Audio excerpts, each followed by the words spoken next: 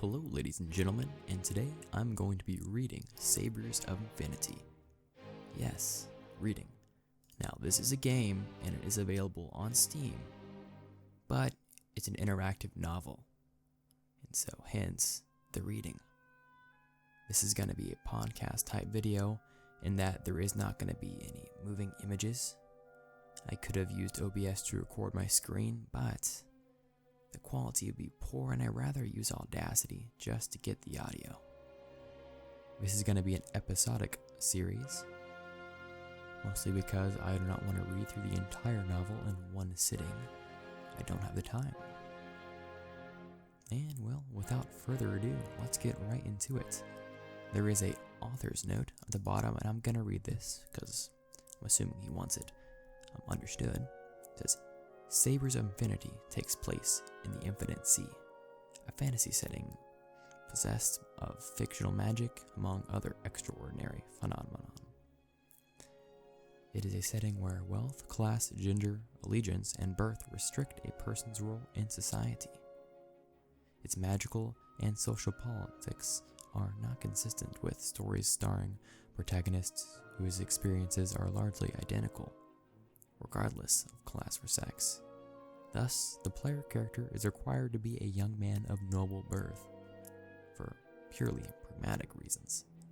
Characters of other genders and social classes would have their own radically different stories to tell, but those stories are for another time. Alright, ladies and gentlemen, let's get right into the game. Begin the story. Prologue. Being the arrival of a young officer in the Royal Dragon Regiment at the old fortress in Fernandescourt. I'm going to leave it at that. The harsh Guturian sun beats down upon you as you step off the running board of your family's coach and into the manicured courtyard of Fernandescourt's old fortress. The smell of horse manure and raw iron assaults your nostrils as a group of uniformed men thunder past on horses herded by a stout, red-faced sergeant. Under your shoulder, you carry a leather binder which holds the key to the rest of your life. A commission as a cornet in the Royal Dragon Regiment, signed by His Majesty, the King himself. With it, is an order to report to your new squadron commanding officer, Captain Alfred de Almontes, a Fernandescourt, immediately upon your arrival. With one hand held over your simple, with one hand held over your temple to shield your eyes from the sun's glare, you quickly find that what you are looking for. The open door in the old stone-forged citadel where you'll begin your career as an officer of His Majesty's Royal Dragons. Sorry about the mess-ups there, but, well, this is a first impression for me. Haven't read through it before. So far, no choices, just prologue. You step through his heavy iron-banded doors into the blissfully cool interior of the citadel, only to be nearly boiled over by the rush of clerks and aides scrambling to and fro like enraged hornets.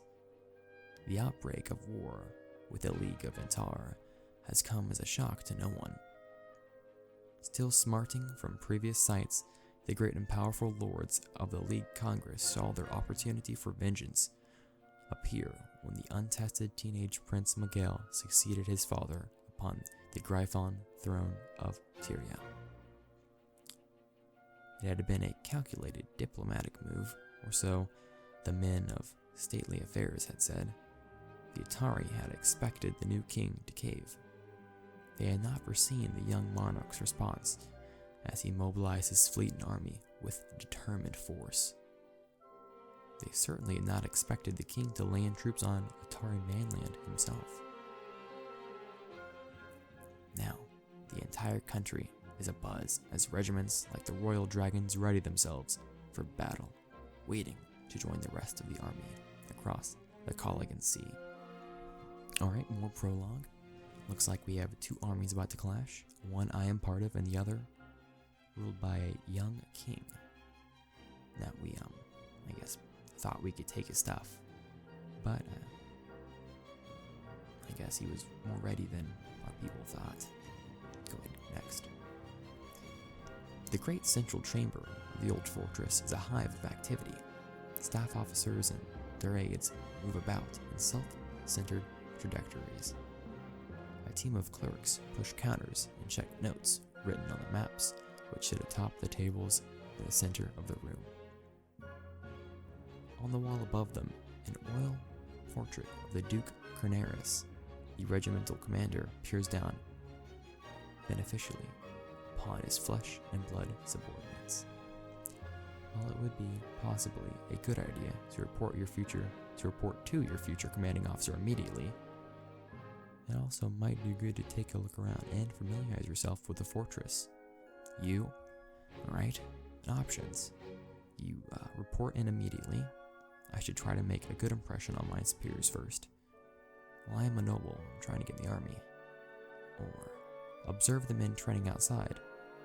I might be able to pick up some pointers. Yeah, I don't want to die. Anything would help. That would be a quick end to this novel. Or try to talk to someone of the junior officers and get some advice. I probably shouldn't just be standing around. We're talking to people. I'm gonna report in immediately. I should try to make a good impression on my superiors first. That's what it says. Next. Alright. Captain Montez's office smells of old leather and stale coffee. The man himself is a small, pitch-faced fellow. A pair of spectacles balanced atop the bridge of his short, stubby nose. He greets you formally and offers you a seat. I have the fortune to witness your arrival, he begins, waving down at the open window below him. Do not doubt it that I find it most gratifying when new officers are prompt in following of simple instructions. I hope you will prove most useful to us. Alright, well, looks like this guy likes our decision. Already on the right track. We're not gonna die. We're gonna get into the military. The Red Dragons. Alright, so it looks like that choice was a success. He liked how he reported immediately. Next. You hand over your commission papers and orders. Montez scans over them quickly, his eyes darting back and forth behind his steel-rimmed spectacles. The captain picks up a waiting quill and pen and signs the papers with a fluid hand, making your commission fully official. Dropping the documents in his drawer, he shuffles through another pile of papers upon his desk, pulling one out. I'm afraid that we need to go through a few formalities first. For the record, you understand. Montez picks up the quill pen again, ready to write. Given name. Okay, so I guess this is where we choose our name. We have Arturo, James, Louis, Ulrich, Alfonso. The fuck?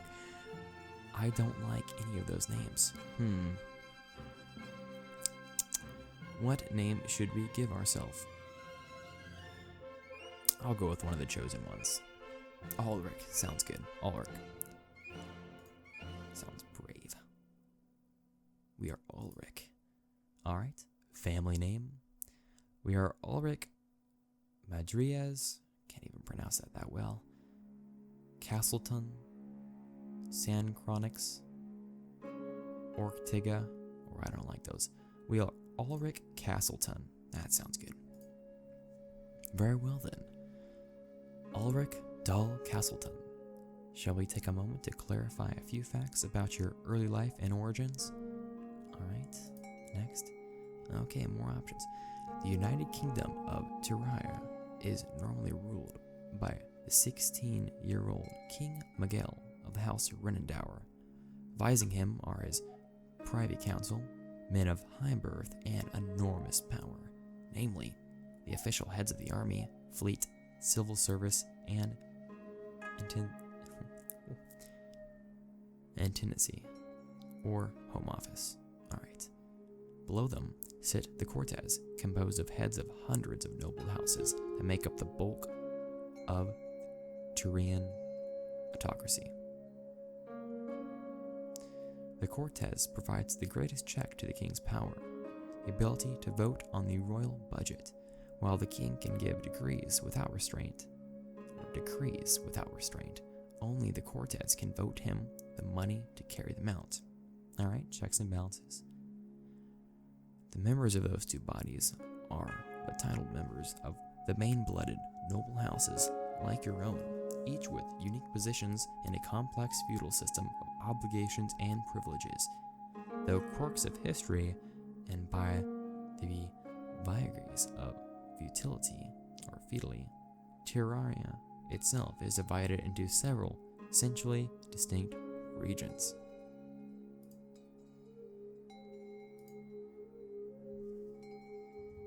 Alright.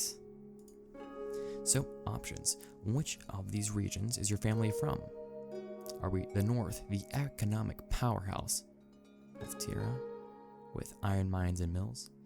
The west coast, storm-swept and desolate, home to tough tides and tough men? The eastern plains, where Fernat de Court stands, home to some of the best horsemen in the Unified Kingdom. Alright? Or Otoria, the capital city, the center of culture and education. So, are we rich? Are we strong? Are we good at riding horses? Or are we cultured and educated? Being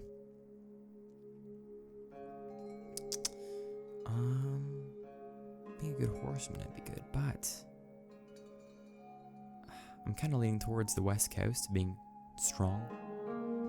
But then again, we are a noble, and I don't know many nobles that would come from there.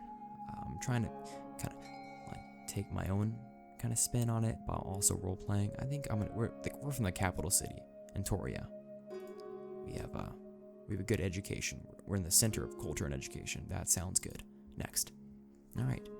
You were born in Toria, the crown jewel of the Unified Kingdom, to a child raised in the salons of coffee houses of the capital. Wit and oratory come as easily as breathing. All right, sounds good. The officers of this mostly provisional regiment will no doubt be spellbound by the sophisticate of the great city. Ooh, I don't know if that's good. All right. So, hopefully spellbound is a good thing. I mean, hopefully they like how sophisticated we are. Next.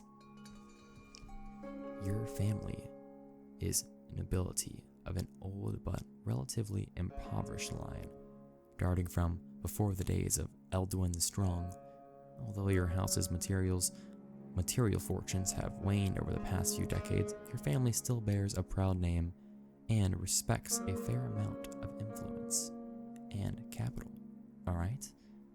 Like the descendant of any noble family, you were born a Baneblood. That is to say, you have the ability to sense the bane or life poison, which commoners might call the force of magic. Alright, that's where magic comes into play in this world. So we can sense magic because we're noble. The bane exists in all living creatures. Those with exceptionally strong bane blood are capable of manipulating, pronunciation, not my strong suit, manipulating the bane in living things. These people are called bane casters. Oh, that's reminding me of Star Wars. Midi-chlorians. Alright. Although your bloodline is not strong enough to actively manipulate the bane, you are perfectly capable of sensing it when it is being used by others, or when living things like human beings gather it in sufficient concentration. Of course, there are other signs of bane casting in progress. Even the most powerful human casters require a series of unruned seals to work their art. This makes bane casting time-consuming and tedious, fit only for the most extraordinary necessities. It is said that the elves of Talkra can manipulate the Bane without such shields, but Talkra is far away, and for the moment, none of your concern. Let's move on, shall we? Alright, looks like we got a good bit of backstory in. There are elves in this world. It is a fantasy world after all. And it looks to be kind of in the Napoleonic time. Well, that's what the cover art looked like. Napoleonic, but with kings. Even though there were kings in that time. Yeah, okay. You get what I'm saying. Your house still owns a substantial estate where you were born, educated, and raised in a state of some privilege. Perhaps you have always wanted to be a soldier. Perhaps the notion had not occurred to you until recently. Nonetheless, it was the recent news of the war in Atar that spurred you into action. At what age did you make your fateful decision to join the Dragons? Okay, 14, 18, 25, or 30.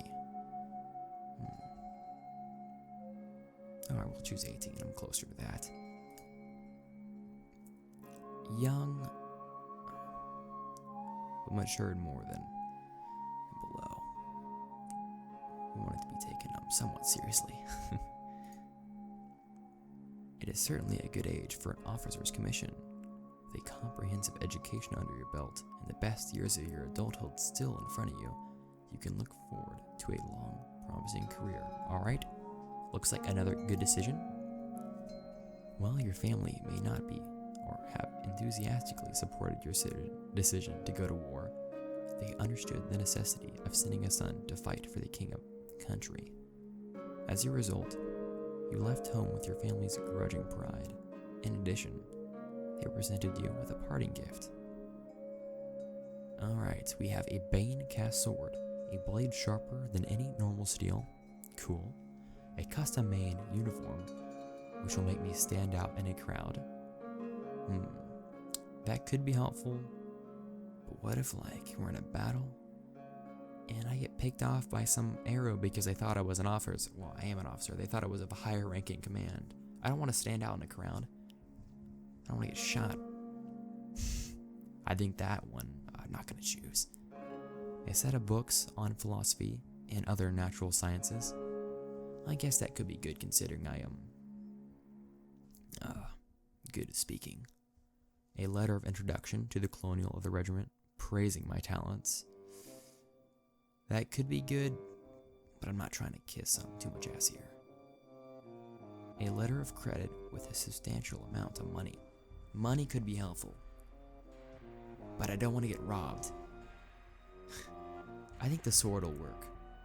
Stronger steel, that might come into play later on, and of course all these will probably come into play later on, but I don't want a custom-made uniform. I don't want to stand out in a crowd. The books, they could help, but the sword does sound, frankly cooler. I don't want to praise my own talents. No kissing ass here. And a bunch of money would be nice, but I'm in the military, and I don't know when I would even get a chance to spend this money. What's a letter of credit worth money? Still, I don't know where I'm going to spend money. Since I'm going to war, having a better sword would be probably the better option. Alright, a Banecast sword it is. Next. Alright. The exquisite saber your father gifted you had been in the family for 6 generations. A gift from one of the first kings of Tira.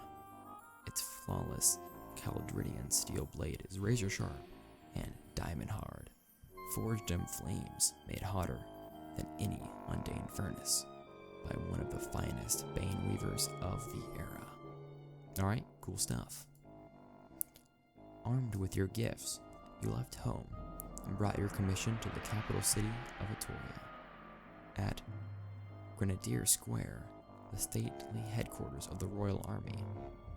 There, you learned that commissions for more prestigious regiments, like the Grenadier Guards and the Wolf's Heads, Crusaders, Crusaders, had been in such high demand that their prices had been inflated far beyond your meager monetary means. Alright, so it looks like I could have been in a higher regiment. Maybe if I had that money that would have came into play. That's fine. The best you could afford was a cornet's commission in the Royal Dragons. That's fine, the Royal Dragons sounds good. It is hardly the most celebrated of regiments, but its rank and file are no brand of thieves and thugs like the lined infantry regiments either. Your new posting promises a respectable, if not overly prestigious one. Promises to be respectable. Alright. That's fine.